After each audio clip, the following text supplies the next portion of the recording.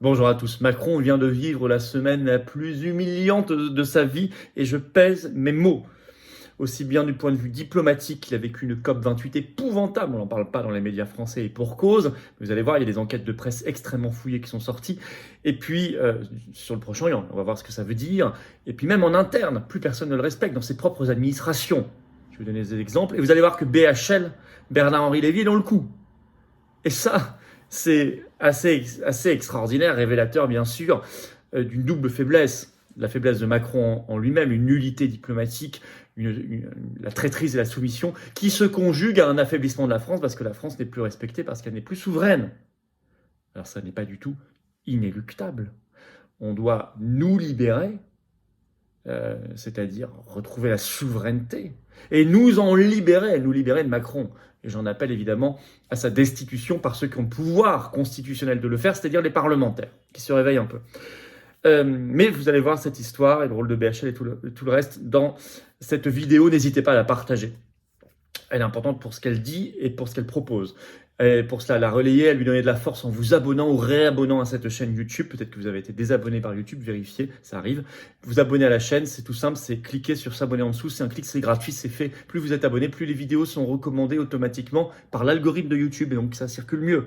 On va aller toucher de nouvelles personnes, donc grand merci à vous. Vous savez, là, ça approche. Jeudi 7 décembre à 10h matin, Paris, place Pierre-Laroque. Donc c'est devant le ministère de la Santé. On se retrouve dans le 7e arrondissement pour un grand rassemblement national sur les effets secondaires, vérité et justice, sous les fenêtres du ministre de la Santé, Rousseau. Place Pierre-Laroque. Il y aura notamment Myriam Palomba, Marc Doyer, je suis très heureux également, Emmanuel Darl, Vincent Pavant du CSI et Réinfo Liberté. Ça va être extraordinaire. Venez, faites venir, c'est ouvert à tous, adhérents ou non adhérents, parfaitement sécurisé. Amenez un drapeau français si vous le pouvez, ce sera formidable. Allez, on y va, on est parti. Macron, la semaine la plus humiliante de sa vie, le rôle de BHL. Plus aucun respect pour lui nulle part, en interne comme en externe, bien évidemment. Et on va voir qu'en matière diplomatique, sa position sur le Proche-Orient lui vaut des humiliations permanentes. Mais ça, il n'a pas le droit, si c'est son plaisir personnel à lui, ça le regarde, mais il n'a pas le droit de jouer avec la France. Alors d'abord, il a vécu une COP28 apocalyptique. Normalement, la COP, vous savez, se réunissait, donc on a fait une vidéo d'ailleurs là-dessus, aux Émirats Arabes Unis, à Dubaï, normalement sur les enjeux de climat, etc. En fait, ils ont surtout parlé de la situation d'Israël-Gaza, du Proche-Orient. Alors, Le Monde, dans un long papier du 2 décembre qui est en ligne, revient sur tout ce qui s'est passé pour Macron, et vous allez voir, ça a été repris nulle part. Déjà, cette formule résume tout, je cite, rien ne s'est passé comme espéré pour Emmanuel Macron. Le président de la République, je cite, a dû revoir à la baisse ses ambitions. C'est le moins qu'on puisse dire. Il a vécu 2 humiliations coup sur coup, assez rares en matière diplomatique. Écoutez bien, je vous cite un extrait du Monde. Dans la matinée, flanqué de ses ministres Catherine Colonna et Sébastien Lecornu, donc Affaires étrangères et défense, Emmanuel Macron espérait réunir les dirigeants des pays les plus concernés par la guerre, de l'Égypte à la Jordanie, en passant par le Qatar, dans l'immense site où se tient la COP28. Cette table ronde n'a pas pu avoir lieu sans qu'aucune explication ne soit donnée, sinon le manque de disponibilité des uns et des autres. Problème d'agenda. Je cite toujours, après avoir songé à se rendre en Arabie Saoudite, il pensait pouvoir croiser à Dubaï le prince héritier saoudien Mohamed Ben Salman. Toutefois, celui-ci a renoncé à venir à la dernière minute. Donc il n'a pas pu faire sa table ronde, il n'a pas pu voir le prince saoudien comme prévu, jamais d'explication. En fait, on se moque de lui, c'est-à-dire on lui claque la porte au nez, on lui donne même pas d'explication, problème d'agenda, j'ai piscine ou je ne sais quoi. C'est extraordinairement humiliant. Alors, Le Monde précise, l'Élysée a passé la journée à minimiser l'importance de ces contretemps, avec quand même des explications de fond, écoutez bien. Les dirigeants arabes ont été surpris par la position de départ de Macron, très pro-israélienne, en dépit du rééquilibrage en cours. Le sentiment domine que la France n'a plus la valeur ajoutée qu'elle pouvait avoir par le passé, que seuls les États-Unis comptent, observe l'ancien ambassadeur Denis Bochard, vétéran de la diplomatie dans la région.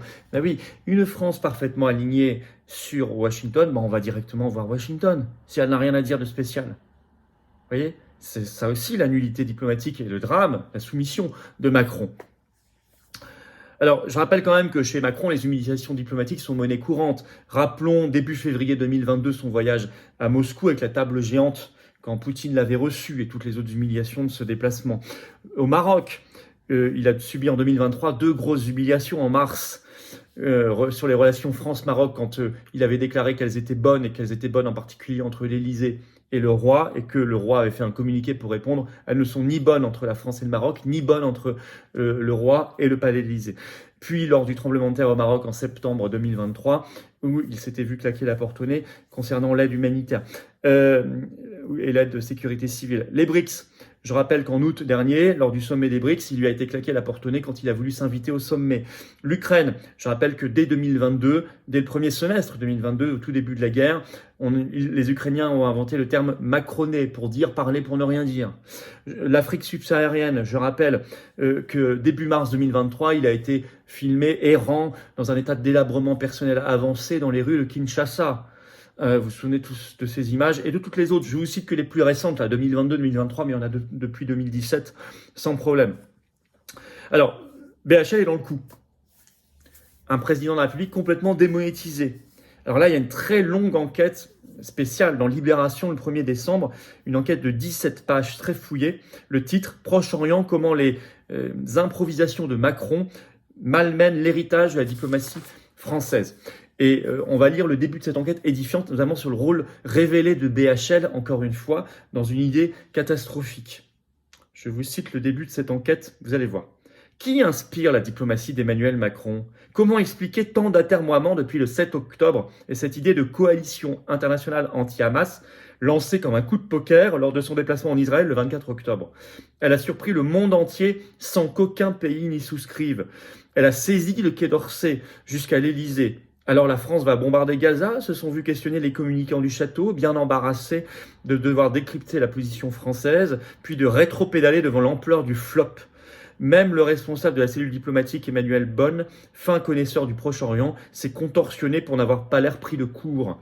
Le chef de l'État a une fois de plus ignoré les canaux officiels, il a préféré écouter, 3 petits points, Bernard-Henri Lévy. Oui, l'inoxydable philosophe, toujours en quête d'influence, a de nouveau sévi, 12 ans après avoir convaincu Sarkozy de bombarder la Libye de Kadhafi au nom d'une guerre juste, matrice d'un chaos dont l'Afrique et l'Europe payent encore le prix. BHL a conquis l'estime de Macron depuis qu'il l'a tôt sensibilisé à la cause ukrainienne et mis en relation dès 2019 avec Volodymyr Zelensky. La catastrophe de cette influence. Il rappelle ici très justement la Libye. Moi j'étais contre en temps réel cette guerre. Aujourd'hui tout le monde était contre, mais moi j'étais contre en temps réel. On n'était pas beaucoup. Et puis c'est lui qui lui a présenté Zelensky, toute la folie ukrainienne. Et là maintenant cette idée complètement saugrenue qui a été très mal accueillie, y compris jusqu'en Israël et aux États-Unis sur la coalition internationale contre le Hamas. Bref.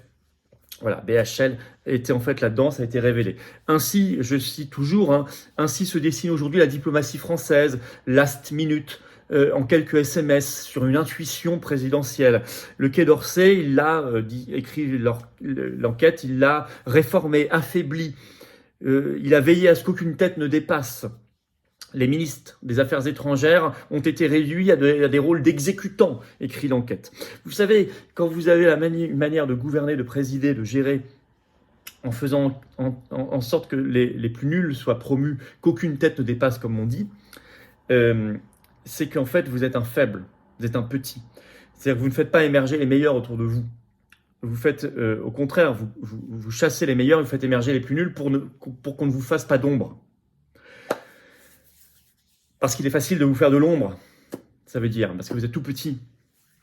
Et ça, c'est toujours le signe, quand on ne s'entoure pas des meilleurs, mais qu'au contraire, on valorise les plus nuls et qu'on coupe la tête des meilleurs, c'est toujours le signe d'une catastrophe à la tête de l'État. Je cite, je reprends l'enquête. Le quai se lâche, le Quai d'Orsay. Et c'est édifiant là aussi. Je vais vous lire un autre extrait de l'enquête sur ce qu'ils sont capables de dire. Il n'est plus respecté nulle part, il est humilié partout.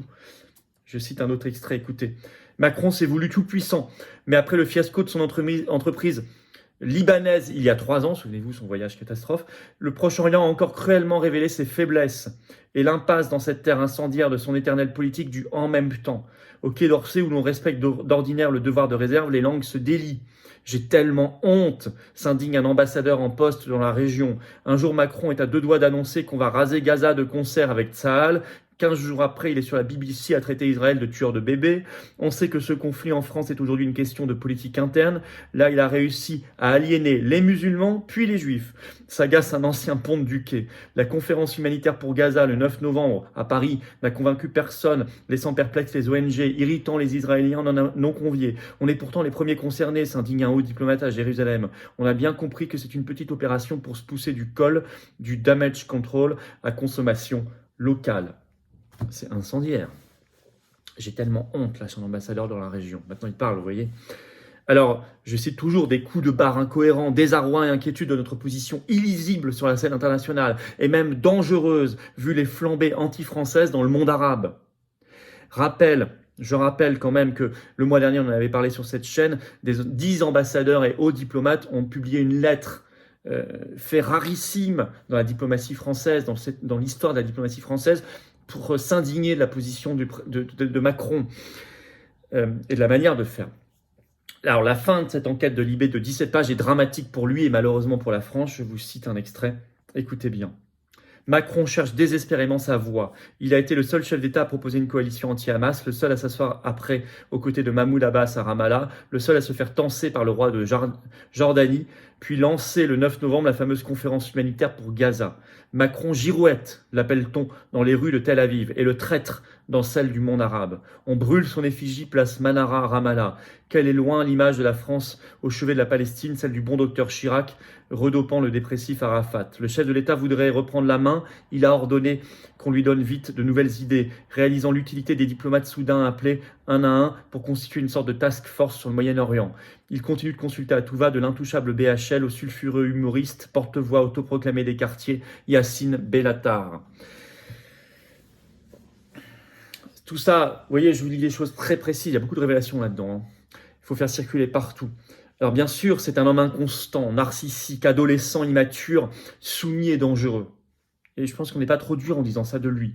Et en même temps, la France n'est plus un pays souverain. OTAN, Union européenne et tout le reste, CEDH, OMS, etc. Mais sur la politique étrangère, c'est beaucoup l'Union européenne et l'OTAN qu'il faut quitter, les deux. Et bien, ce cocktail, un homme aussi mauvais, nul, soumis, immature et en même temps un pays non souverain, c'est fatal. Il faut donc nous libérer, retrouver notre souveraineté nationale, quitter toutes ces instances supranationales d'urgence qui nous font obéir à l'état profond, et nous affaiblissent complètement et nous rendent inaudibles, et en même temps nous en libérer de Macron, destitution par les parlementaires. Bossez les parlementaires d'opposition, arrêtez de roupiller, arrêtez de ne rien faire, arrêtez de vous abstenir ou de voter pour même, destituez-le. Voilà. En tout cas, faites circuler la vidéo, il faut ouvrir les yeux de tous les Français qui dorment encore, il y en a encore quelques-uns. Et merci de vous abonner également à cette chaîne YouTube en cliquant sur s'abonner en dessous, vous réabonner. Cliquez sur s'abonner, c'est gratuit, c'est fait, vous êtes abonné à la chaîne et grâce à vous, grâce à ces abonnements, les vidéos circulent mieux et sont mieux recommandées. Venez vous battre pour la paix, venez vous battre pour la souveraineté, venez vous battre pour l'honneur de la France, venez vous battre pour la France libre, venez vous battre pour l'avenir de nos enfants et petits-enfants, c'est là, dans un monde de paix et de respect. C'est là, c'est la carte orange, ce sont toutes ces belles valeurs, je vous attends. Vous pouvez adhérer, réadhérer, c'est facile. C'est le premier lien sous la vidéo en description pour le faire. Ce lien également en commentaire épinglé, une petite fiche maintenant sur l'écran. Dans quelques secondes, un lien sur l'écran, vous choisissez. Faire un don de soutien au mouvement, c'est le deuxième lien sous la vidéo en description. Les dons permettent, comme les adhésions et réadhésions, de faire plus d'actions concrètes, plus d'affiches, plus de tracts tous les jours aussi. Meilleure préparation pour les européennes du 9 juin 2024. Et puis tout le reste, d'être présent, de faire des manifs, des opérations coup de poing. Voilà, parce qu'on n'a pas les réseaux, les millions du système. Non, certainement pas. On n'a pas leurs copains. Mais on fait. Adhérer, réadhérer, donner, c'est défiscaliser aux 2/3 de vos impôts. En plus de rejoindre une grande, belle famille, d'être mis en relation avec des gens qui pensent comme vous à côté de chez vous, vous faites baisser concrètement vos impôts. Profitez-en. Vous mettez 100 €, ça enlève 67 €. Vous mettez 1000, ça enlève 670. Vous mettez 10 €, ça enlève 6,70 €, etc. Par ailleurs, on se retrouve jeudi 7 décembre, 10h, place Pierre-Laroque à Paris. Manif effet secondaire. Venez très nombreux, invités de prestige que j'ai cité en début de vidéo, allez écouter. Bravo donateurs et adhérents, bienvenue aux nouveaux adhérents, patriotes et vive la France.